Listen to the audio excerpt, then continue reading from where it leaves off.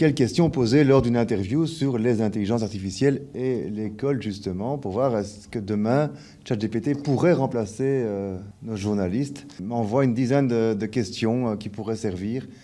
Comment l'IA est-elle utilisée dans les écoles aujourd'hui? Et c'est en effet la question que nous nous posons. Déjà en secondaire, on peut demander à l'intelligence artificielle de rédiger une dissertation ou un poème, ce qui peut donner des idées de plagiat à certains élèves, mais il s'agit d'être méfiant. ChatGPT n'est pas une source. En fait, ChatGPT, c'est des milliards de sources, puisqu'il va prendre ces informations sur tout le Wide Web. Donc, il va prendre des informations partout.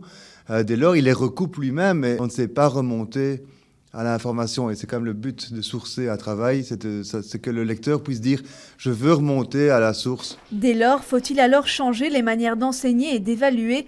La question se pose pour les travaux de fin d'études en ces périodes d'examen.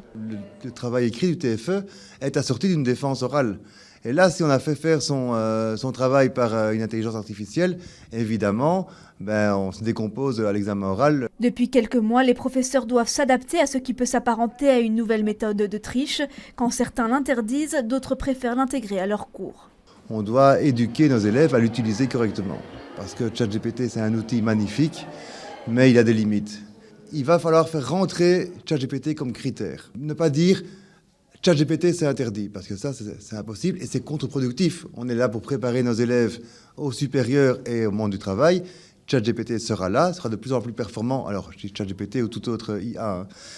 Il faut les préparer à ça plutôt que de le bannir et de le cacher, parce que finalement, ce serait une erreur pédagogique. L'intelligence artificielle amène donc son lot de défis, mais aussi d'opportunités dans l'enseignement.